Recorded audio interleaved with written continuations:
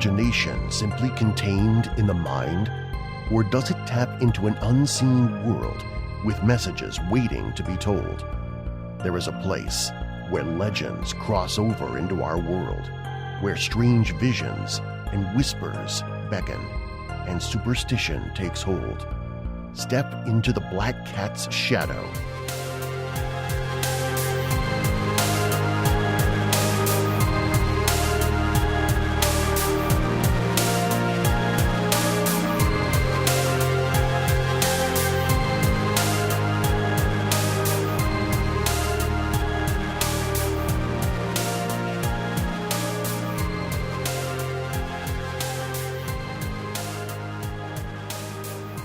They wanted to see something different, but something different saw them first. The hills have eyes. Mister, don't take your family back in that area. The silver has been gone for 40 years now. Besides, there's nothing back in there but animals. We're lost. The old creep told you not to get off the road. What began as a vacation ended as a nightmare.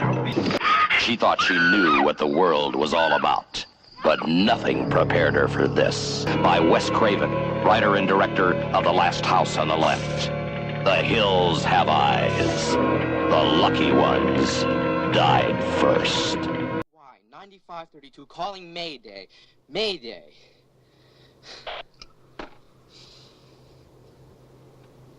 Hello, KUI. This is Air Force Rescue. We have you loud and clear. What's up? Hello, listen. We're under attack. I don't know who. They killed three of us, and they kidnapped a baby. Okay, now hold on. What are your defensive capabilities at this time? One gun, and I only have 2 bullets left. We don't have any hunting rifles or anything. You've got to help us. We're sitting ducks. Stand by. You've got to tell him where we are. We are recommending that until we can get to you, you stand on your heads. Stand on our heads. That's code. Just stand on your heads with your thumbs up. Yes.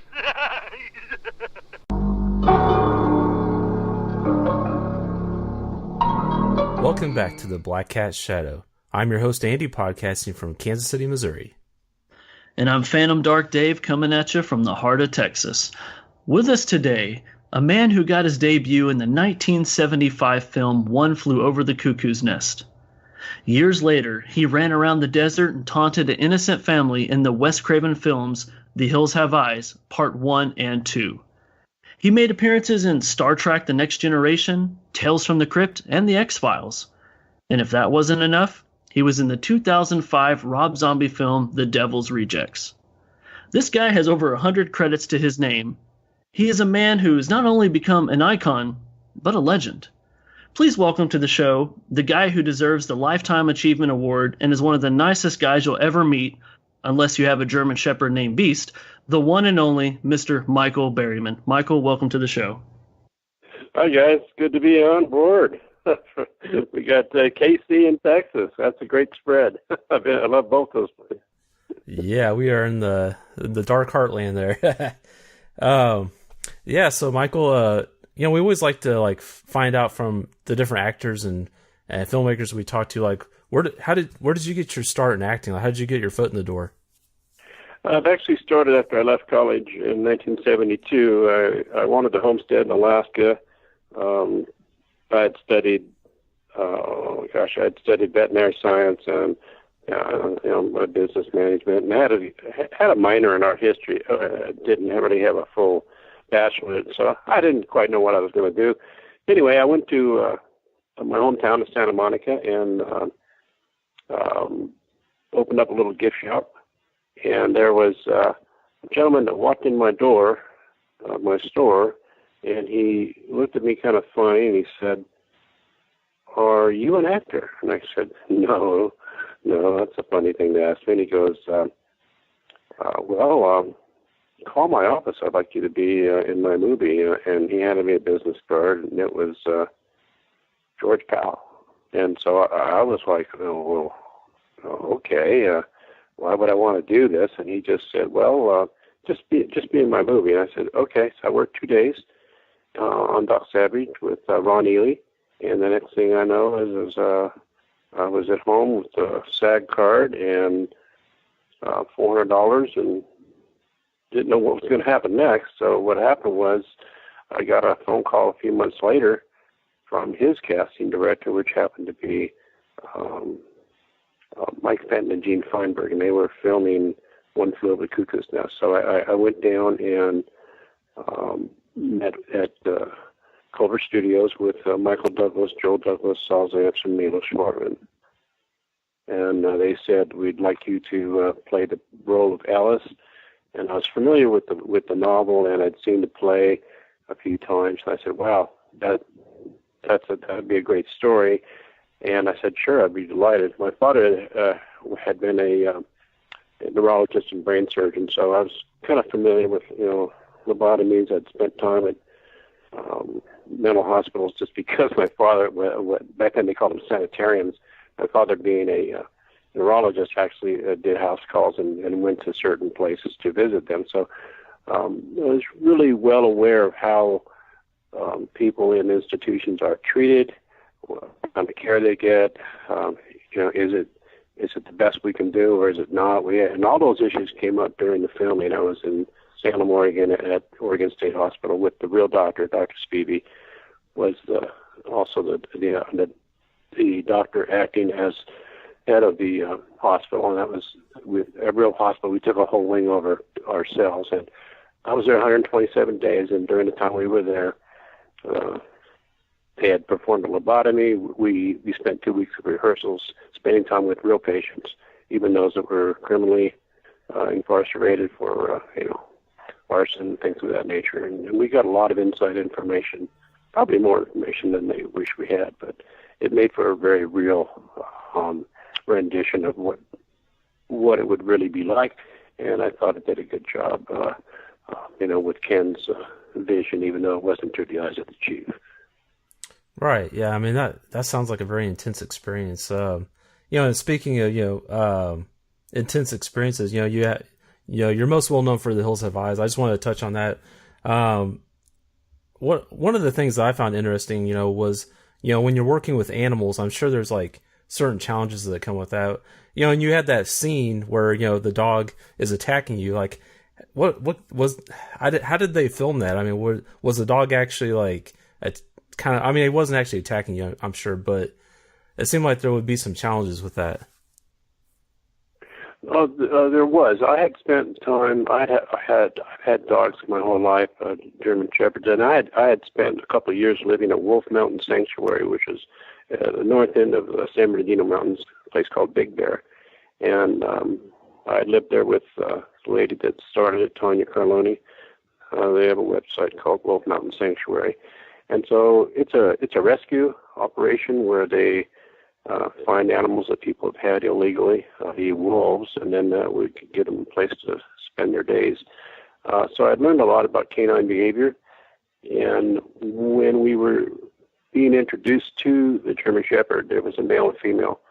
The male was the older, and he was the original bionic dog, and then the female, Beauty, she was the second German Shepherd. So while we were preparing for the scenes on a day that I was working with the dogs, the animal handlers, it was Mo DeCesso and his partner. I, as the actor that would be interacting with these animals, they were very well trained. We would hang out with them the whole time. We would break for lunch. We'd eat separately away from all the other actors and people, so the animals could, kind of understand that you were part of today's workday.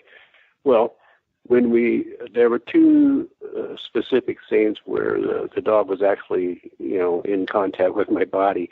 The ankle attack, we had wrapped some very heavy leather on the inside of my moccasins with some extra padding. And what we had worked with the dog on that was the dog would hold fairly firmly, but not biting down. And then we would play tug of war.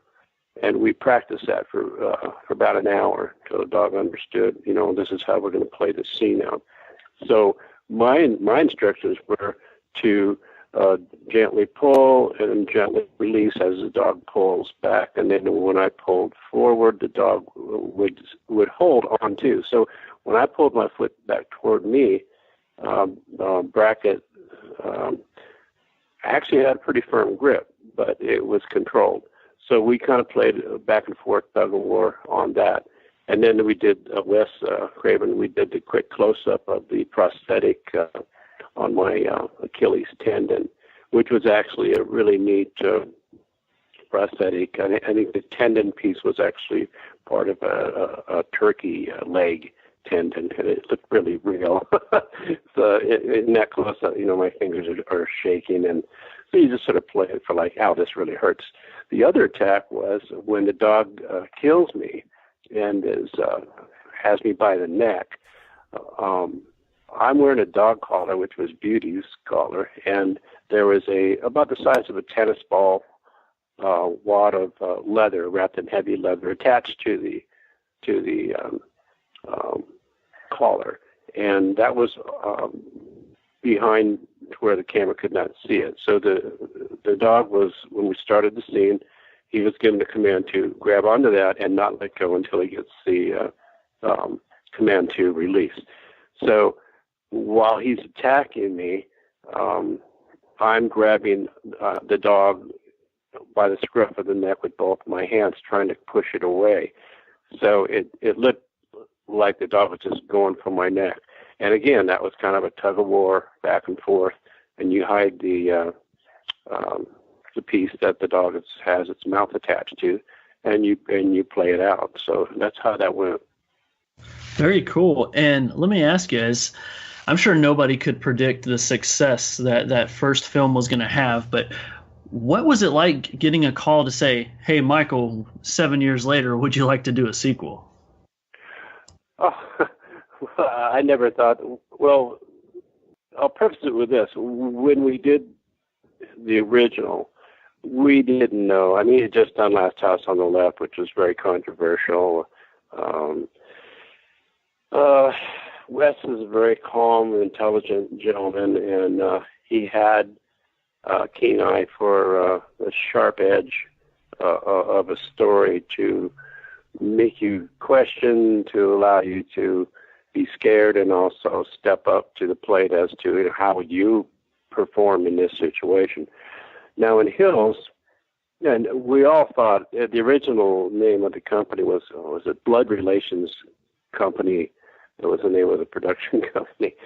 And we didn't have much of a budget. We had just one trailer, a mobile home, and that was it for everything. Our meals and stuff. We just went out in the Mojave Desert out in the middle of nowhere and shot this movie. And we never thought it would go anywhere. But we started, Wes and Peter Lockley and Barry Conn were promoting it. We were showing it at drive-ins across the country. And we started to see the reactions in theaters and in drive-ins, people yelling and screaming and talking back to the screen. And like when they say kill the baby, that gets people really riled up. But of course, we don't kill the baby. So it struck a chord, and it just started to grow. Well, as the years went by, we never thought there would be a sequel. So, 7 years later, I get the call, and they had a different producer, and they had a bigger budget, and they had a different kind of lighting. I think we were using the HMIs at that point. So it has a fresher, newer look, better color saturation, that kind of stuff. I'm really big into directing and cinematography. I've studied it for a long time. So we go out to, I think it was not too, Morongo Valley, I think was the name of the place where we were filming. And I like the dog flashbacks very much. I got a big kick out of that. The other actors that were in the team with Ruby, who they didn't know that she was the same person, the motorcycle racer people. They were all just beginners. They're starting out, a little TV spot here and there, and so they didn't think this movie was going to be anything either. And I thought they played it kind of, how can I put it, like a TV, as opposed to a theatrical. So it really, you really had the difference between the kind of acting that's almost stilted and predictable versus what the Hills people had. I liked my outfits and stuff very much. John Bloom's character as the Reaper, his makeup was horrible. It looked so corny. But I think what happened in the remake is that because of different producers and what have you, we lost the grit. You know, yeah. Like for instance, when the blonde girl is getting the shower, I mean, they're out there, they haven't really quite figured out that people have been attacked yet, but still there is that consequence of danger. And then what? Willard Pugh shows up, he has a girlfriend, catches what's her name taking a shower, and he wants to hit on her. Really? In the middle of all of this stuff going on? So it had some elements that I thought were it was a weaker script. Just cut to the chase. The script could have been a lot stronger, but and it was too drawn out at the end. Yeah. Well, I'll let you know, Andy and I actually both really enjoy both films a lot. We particularly really like 80s horror as well, and I think exactly what you talked about, the way the cast presented themselves in the way that it was more like a made-for-TV or TV show fashion, I think kind of worked for it because it kind of pulled in different types of audiences, and it made them, this likable cast that you cared about them enough, but when something bad happened, you wanted to see how it happened. That's a good point because, I went to college in the 60s and early 70s, and you're right. I mean, the 80s we had to deal with. But see, when you're in a certain age period, teenage to 20s, you get what you get as far as entertainment. So, yeah, we had the big hair. There was disco. There was a synthesizer. There's a lot going on. So I'll concede that. It's absolutely true. For its era, for its time, it did fit right in.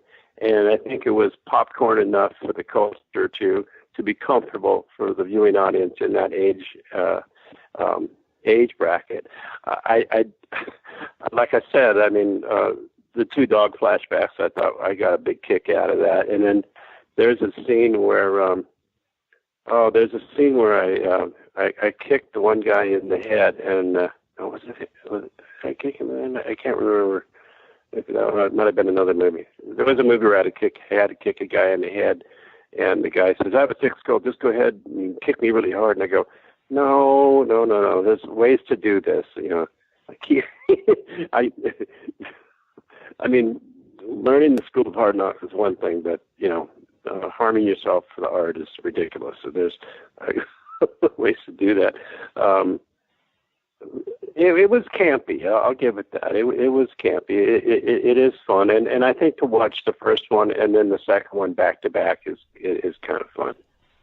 Yeah, definitely. Yeah, one of the performances that I think was really nice to see him was in the X-Files, and you did the one episode, and I think I read somewhere you felt like it really changed how Hollywood in particular perceived you, because up to this point you've been doing like the bad guys or the monsters or whatever, and in X-Files, it was kind of a turn for you. How was that doing the X-Files? Was that fun for you? It was a real treat. I was a big fan of the show, of course, and I love good writing. I appreciated good writing. I'm going back to Hitchcock and Rod Serling, who I met and had a lovely conversation around 1970-ish.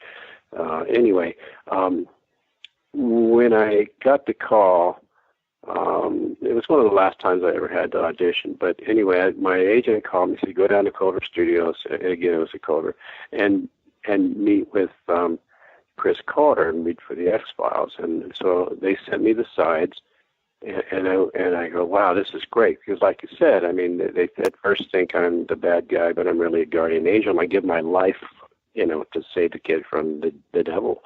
Okay, well, that was right in my wheelhouse at the time.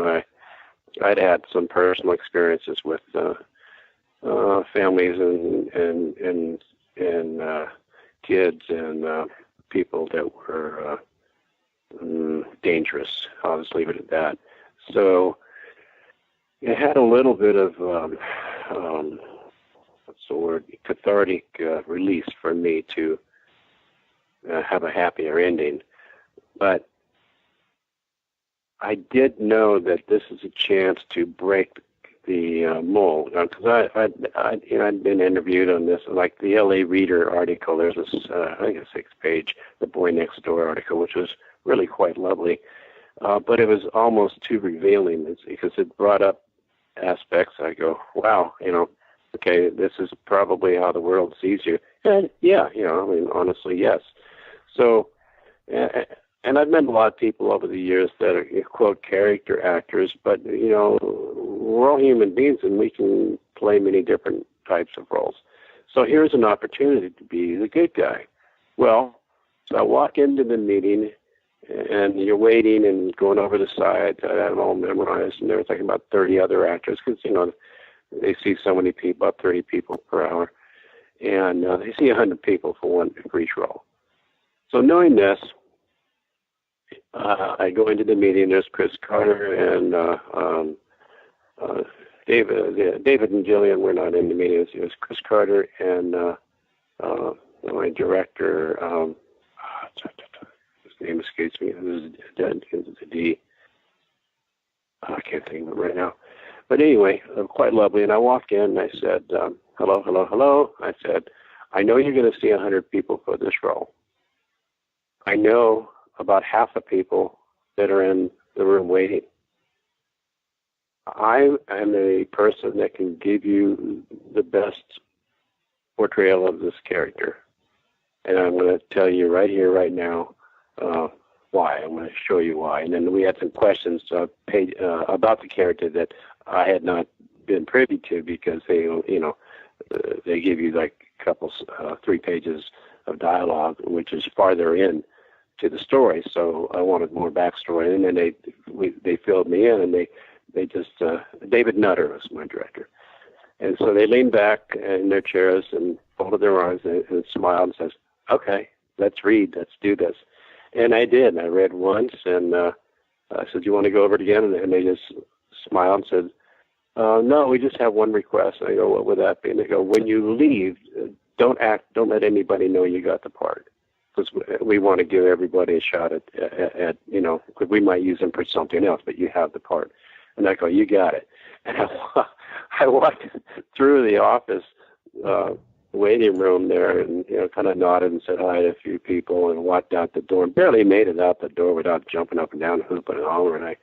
I remember going to a phone booth right at the entrance to the studio on Pico Boulevard and called my wife and said, I'm going to be in the X-Files, and then went up to Vancouver and we filmed it, and everybody was wonderful.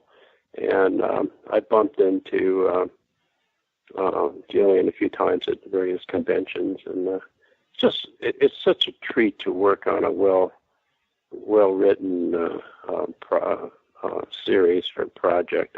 Like Supernatural's got great writing. The X-Files was great writing, and not every project we work on is great writing, but the X-Files is special, and it really, really meant something. It was really nice. So, Michael, back in the 80s, since we were so fond of the 80s, you got to do some appearances in Star Trek. How did you get the gigs on the 2 movies and The Next Generation? Well, actually, a good agent, going through the casting process, and, they say, here's the description of the character, and he goes, well, I got a guy that, has a different look, but also no hair. So, I can do prosthetics very, very easily. I've done a lot of different prosthetics, so that fit right in. And so they just basically hired me because of my looks and artist description of, the ears, the forehead piece, etc., for the graphics display officer in The Voyage Home, and Captain Rick's Next Generation was a lot of fun. And working with Berryman on Star Trek, I had the joy of meeting Majel Barrett on more than one occasion at the shows and talking about Gene and all of Star Trek's philosophy, so to speak, and over having dinner with her, which is great. So they also tailor your uniforms to fit you really well. The sets are, incredibly built. It's just a lot of fun. And I've always been an aficionado of a lot of science fiction because I believe it's a realm of storytelling that can give us an honest, cautionary tale of where we are as humans on a planet, and how we fit into the rest of the universe, and how we treat one another. You can touch on topics that would be controversial in a different type of setting. I strongly believe that most science fiction is a cautionary tale to give us a heads up, to touch base to our heart and our humanity and our common interest, and also be aware of what I believe people should have experienced when the first image of the Earth from the Hubble, for instance, or the first time we got a really good picture of that beautiful living orb called Earth. And I think that's the key. Sometimes we have to step outside of our small perspective to see the bigger picture. And then a lot of the trivial stuff we deal with on a day-to-day basis have to have to sit down and pay attention to the larger picture. And that is, we're all on this home together, and we don't respect it and take care of it, from dust to dust, whatever. I mean, there's so much behavior by humans. It just makes me scratch my head to even consider why people don't see the bigger picture. So science fiction, to me, it's an honor to be part of that process. We went and watched the new Blade Runner, but the other night they had the director's cut on here on cable, and I had to watch that. I've met Rutger Hauer. His death scene, I think, is one of the most. It's my favorite. I think it's the best film ever made. It has so much going for it. Yeah, definitely. Science fiction is an interesting genre, and just such imagination that goes into it. And so another TV show that you were a part of that we're a fan of Tales from the Crypt, and you appeared in the episode of that show. Tell listeners about that episode, if you would. Well, it was just pure fun. It was just pure fun. Working with George Wendt was just a real treat. And the director was kind of goofy. It made me say it had to be Lieutenant 14 times, or maybe it was 27 times.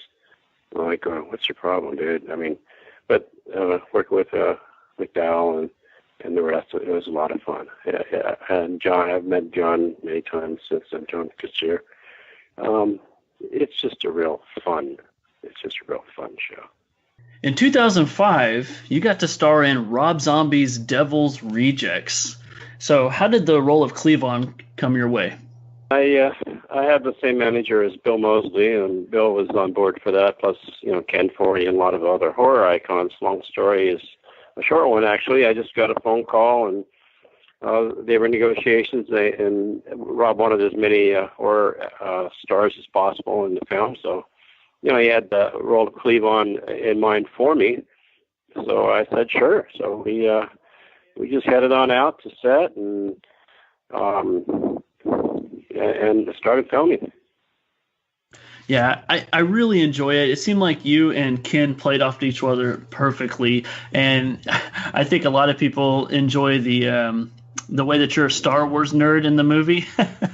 We talked about, like in Star Trek and sci-fi, and in that you kind of get to explain what droids are and everything. I thought it was hilarious. That was a lot of fun.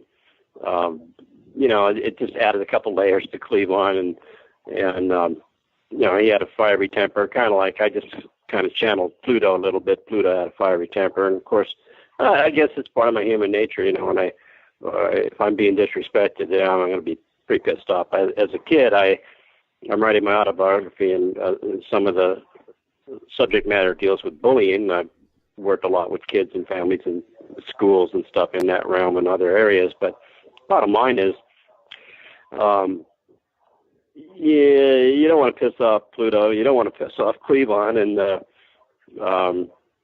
there's some dialogue where I talked to Ken Forey because the chicken guy's being really stupid, and I tell Ken, I can't remember if it's in the director's cut or not, or where I tell Ken, I go, I think I'm going to cook up his liver with some onions, or maybe red wine, or something along that line. And Ken goes, he went along with it. He goes, yeah, some onions and red wine. Yeah, that'd be great.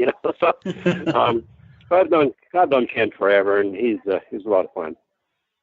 Yeah, and you're right too. Looking at that cast, there's a whole bunch of great people in there, and it seems like you've got to work with a lot of people on more than one occasion. And in retrospect, I'm sure a lot of people, they're like, I get to work with Michael Berryman, and it seems to be progressive from your career, especially from the 2000s to even current, because you have so much on the plate, and we could talk about so many different movies. But I like how it seems like every time there's a horror movie that comes out, I have to look to see, does Michael Berryman make an appearance in there? And more times than not, you're somebody. And the cool thing is, something we touched base on earlier, you're not always the bad guy. Like Penny Dreadful, you're the gas station attendant. I remember I talked to you about that at a convention one time. And then, in 2007, you got to star in film with Kane Hodder, which was the Ed Gein film, and then turn around and partner up with the pal Sid Haig, and you guys did It's funny. It's credited as a haunted casino, but the copy I own says Dead Man's Hand.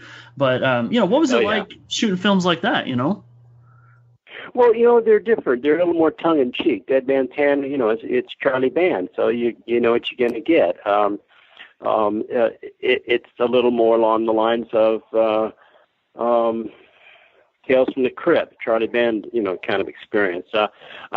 You're absolutely right. In Ed Gein, Kane and I, was the first time we had, scenes together. And when we're driving in the truck, we have the dialogue, and we're rolling, just getting ready to roll film. We got the radio in the truck at night, and we're waiting for the director to say, "Okay, start driving up the road," and then run your dialogue.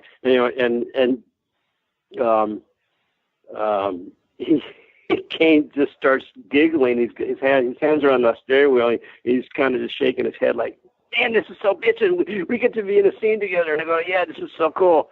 And it's a dramatic scene. So, and then of course he kills me with a shovel. But there's another movie that was a lot of fun. I appreciate your little mentions of the cameos, the small little pop ones where you show up, and I get to have a different flavor to the role, which is always appreciated to any actor. So there's a movie called Auntie Lee's Meat Pies. I star with Pat Morita. It's kind of an obscure, if you can find it, it's a lot of fun. Let's see, there's a movie with Karen Black where it's at the boarding house, and I'm kind of this real nosy person that lives there, and I wind up well, she winds up killing me, but that's okay. Let's see, Eddie Furlong and we did a movie called Below Zero, where I'm actually disposing of bodies because my kid is actually a serial killer, so I'm hiding the evidence. So there's another really great one called Brutal, if you haven't seen that, where I'm Jeffrey a dog Combs. Handler. Jeffrey Combs. Again, playing against type, but having some layers, and then a nice reveal, something different about the character, where you go, "Oh, he's just not some crazy, scary-looking guy." No, it's actually some content. There's a wonderful film. It's the only film made by Andrew Getty of the Getty family. It took us 9 years in post-production to get it out there. It's called The Evil Within, with Sean Patrick Flannery and Dina Myers and Fred Kohler, and I play the entity that brings the nightmares, the cadaver. It's a very interesting film. Like I said, Andrew was compulsive artist, genius, and he was never satisfied. But the look, he did everything himself. It's a very interesting film. It has some short in plot, for instance, but overall, it's a very strong piece. And the camera work is remarkable. There's some scenes in the nightmare sequences that you go like, how in the hell did they film that?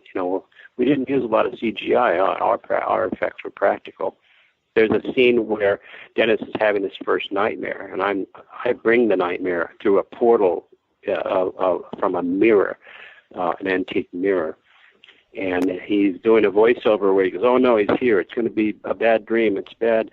And then, oh, there he is. And I'm at the edge of the bed. I get up on the bed. I roll him over, and I'm just a real creepy cadaver. And I hold up in my hand a zipper with needles, and I let it fall down, and I start to attach it. The camera's where the pillow is, looking at Fred's face on his stomach, and I attach it to the top of his forehead all the way down to his waist.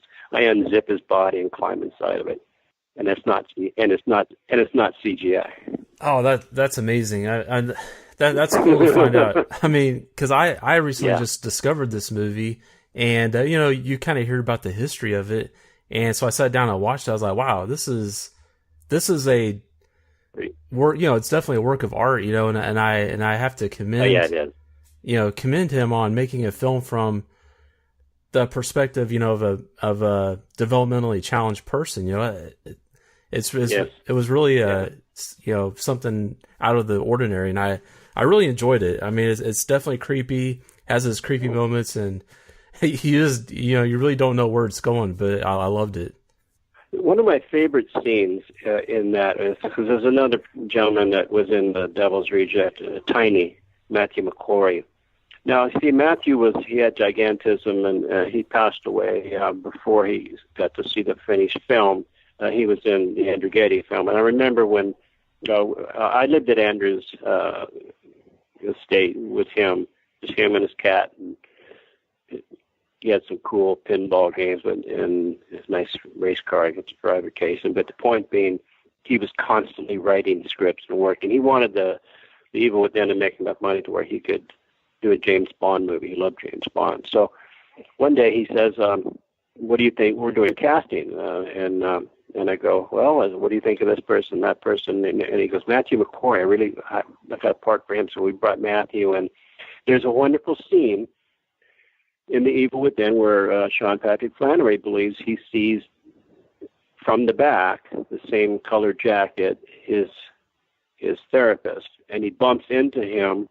But it's not his therapist. It's Matthew McCrory, and he spills his drink on himself. And he stands up, and it's 7-foot-plus tall Matthew. And Matthew has a conversation, and the first thing he says is, I always love it when I'm trying to have a meal by myself at an outdoor restaurant, which is Andrew's backyard.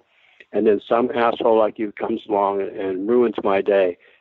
And he grabs both of his hands in one of his big hands, and Matthew gets to say this. He says, I know how you're looking at me. I know what you're thinking. Why do you look like that? What's wrong with you? There's nothing wrong with me. What? And he goes on. Well, Andrew let Matthew write that dialogue with Andrew. You see, that almost never happens because Andrew was a very compassionate human being, and he understood what it's like to be in that bag of flesh, so to speak. So you don't get that very often. I mean, you'll constantly hear how, everybody's typecast to a certain degree. But the bottom line is the small roles that you mentioned where it's like cameos that I've had the pleasure to work on and the privilege is to bring humanity into your character. There are certain films and certain types of storytelling that I really have no interest in. And I know a lot of people do. Like, for instance, and I'm sure I could be educated to understand the deeper philosophical depths of something like Saw.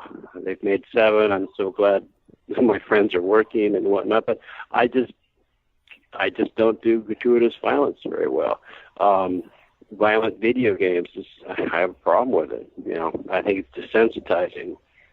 any role I've ever played where I was the bad guy, I always got my just desserts, which is the reason I agreed to do it. Of course, I have to pay my bills and work. Acting is a tough gig, but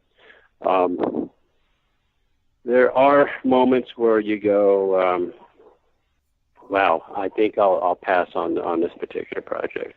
So. Hey, speaking of, you mentioned, sometimes you play a cameo, you do a short role. I want to talk about a particular short film back in 2012, because we actually had Suze on the show not too long ago, and previously before that we had Brooke on the show, and to our knowledge, you guys were in a little tidbit together called Watch What You Ask For, where you played the devil. You want to let us know a little bit about that, because we haven't got to watch that yet. Oh, you'll really enjoy it. I'm wearing a black cowboy hat, and I'm wearing dark glasses and a jacket. Watch What You Ask For is basically a song, for a music video for a song that Susan Bramlett wrote. Suze was married to Delaney Bramlett of Bonnie Delaney and Friends, and she's an incredible cabaret singer. If you ever get a chance, if you're ever in L.A. Or any place where she's performing, it's a must-watch. I mean, Suze is incredibly talented. So we were living in L.A. for a couple of years. We rented out our ranch and went to L.A. for a while. And the bottom line is she was our neighbor down Thousand Oaks, not too far, but maybe a mile away from us. So we hung out together, and one day she says, "Hey, I'm doing this music video for a song I wrote," and we just had a real fun time with it. It's a little gem. It's kind of like Jesse Burke, my doctor friend in Arkansas, who is producing little kind of shorts, silent shorts. Like one called "One Please," where I'm the creepy ice cream man that comes to suburbia, and kids line up to my truck, and I open the side door, and the cost is a finger from your parents. It's fun to play, little different pieces, yeah.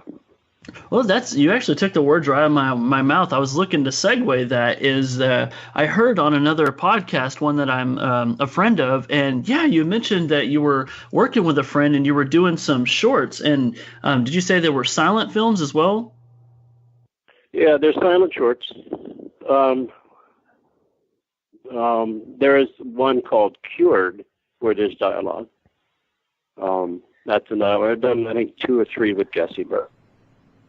Those floating around on any media platforms where people can watch them, or are they pretty much kept to you guys? No, they've been on YouTube. The titles are the writer, director, producer is Jesse Burke, B-U-R-K-E. He's an orthopedic surgeon out of Arkansas who loves to make independent little shorts, 15, 20-minute shorts, and he's actually won some good reviews at film festivals. So ask what you One Please, and the other title is Cured. Yeah, definitely. For anybody out there, let's go ahead and watch those films there, because I'll talk from experience with that. I've been involved in some short films, and it seems like, one, there's always time to watch a short film, but two, people are getting really, really good at putting these together, and you're able to compact an entire story in a matter of minutes, and you're able to get everything that you want. And I particularly really do enjoy some of the older 1920s and prior silent films, so I'm gonna be excited to check those out. In addition to that, is there any upcoming projects you want to just put out there so we can keep our eyes on Michael Berryman? Well, yes, I would say start watching first episode of season 4 of Z Nation. I am one of the new main characters called the Founder, and I just got back a couple weeks ago for some filming of some more episodes. So you might want to check out season 4 that just started a couple weeks ago on the Sci-Fi Channel, and be watching for me and what I represent. I'm one of the billionaires in Zona where Murphy's hanging out. And shit's hitting the fan, and there's going to be something called the reset. You might want to find out what that is, because it's kind of scary. Awesome, Michael. Well, we want to thank you for coming on the show. We really appreciate it. It's been a pleasure to talk to you. A treat.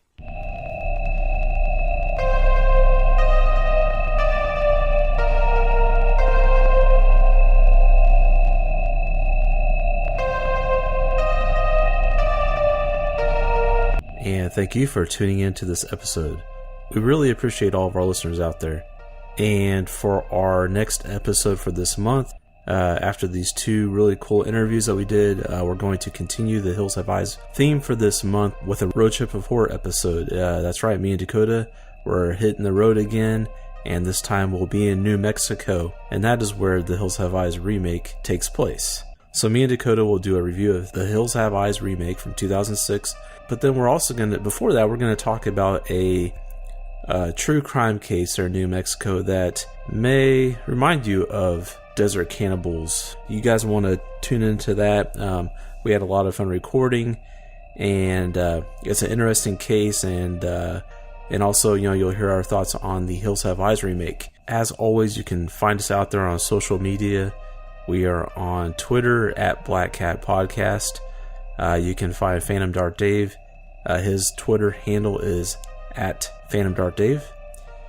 And you can find us on Facebook and Horror Amino as well. And if you'd like to send us an email, you can do that. Our email is blackcatpodcast@gmail.com. And if you'd like to send Dakota an email, his email address is dakshadowbane@gmail.com. That's DAKSHADOWBANE@gmail.com. And you can find our website at www.blackcatshadow.com, where you'll find all of our past episodes, as well as the links to download them on the app of your choice. And you'll also find the links to our movie store there on the website. We have a new page specifically for the movie store there on the website, so you can go right to that page and see what we've got there. Go check it out. It's just another way for you guys to help us out here on the show, along with leaving reviews on whatever app you listen to us on, iTunes, Stitcher, or whatever. Just, leave us a review. Tell us what you think. It's good to hear feedback from you guys. Let us know if you guys are liking what we're doing here. And we just really appreciate hearing from you guys as well. So that's going to be it for me, Dave, and Dakota. So remember to take a closer look at the world around you, and you may just find that it is stranger and more mysterious than you thought, especially in the Black Cat Shadow.